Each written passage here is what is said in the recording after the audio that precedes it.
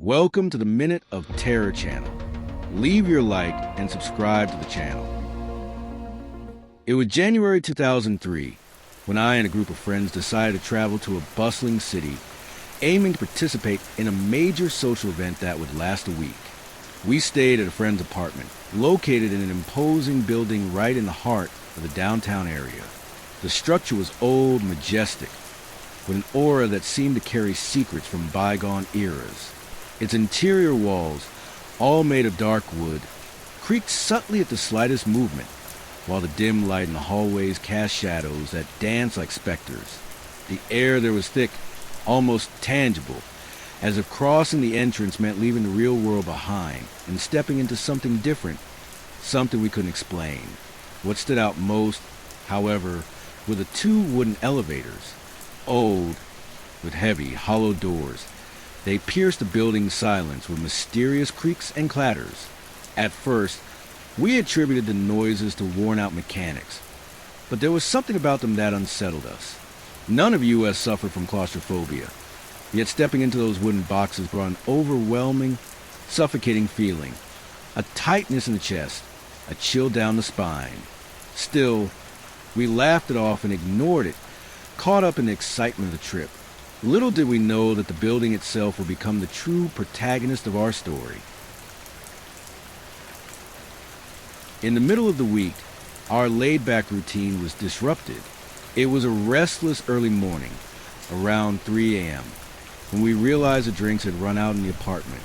Amid laughter and jokes, two friends and I volunteered to go out in search of beer.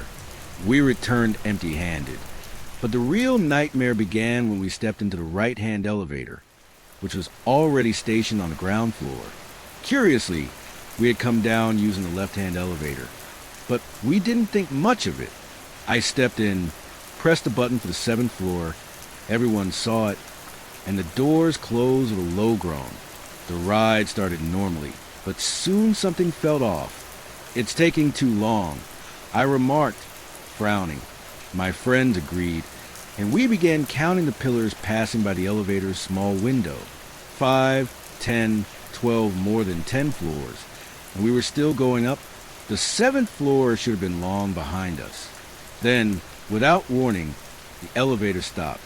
16th floor. The wooden doors remained shut motionless, as if trapping us inside. The silence that fell over us was absolute, heavy, suffocating. We looked at each other in panic, wordless, searching for an explanation that wouldn't come.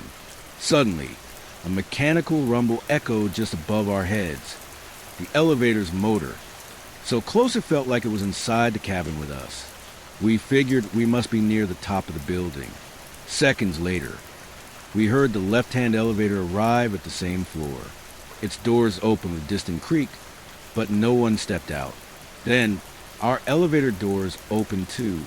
We bolted out, hearts racing, and saw the other elevator, empty, dark, as if it had been waiting for us. Without hesitation, we raced down the stairs to the 7th floor, the steps echoing our hurried footsteps in the oppressive silence of the building. 2 days later, still shaken, we spent another night in the apartment. None of us could sleep properly. The elevators wouldn't stop, going up and down relentlessly, their creaks and groans piercing through the wooden walls like a persistent lament. At times, a louder noise would jolt me out of my daze, and I could swear something was watching us from the other side of the door. By morning, exhausted, we decided to confide in the owner of a bar where we were having coffee. We told him everything, expecting him to laugh or call us crazy.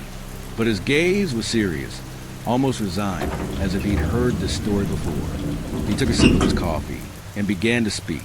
Decades ago, that building had been a luxurious hotel. A man, whose identity time had erased, worked there, maintaining everything, especially the elevators. He was obsessed with his craft, until one day, an accident changed everything. While adjusting the elevators, something went wrong. He fell from the 16th floor straight into the elevator shaft, at a moment when the cabin wasn't aligned.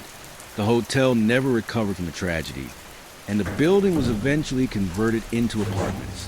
But, according to bar owner He never left. We left the bar in silence, his words weighing on us like lead. Coincidence? We wanted to believe so. But since that week, none of us has used the elevators again. The stairs, as tiring as they were, became our only option, and perhaps our only safety.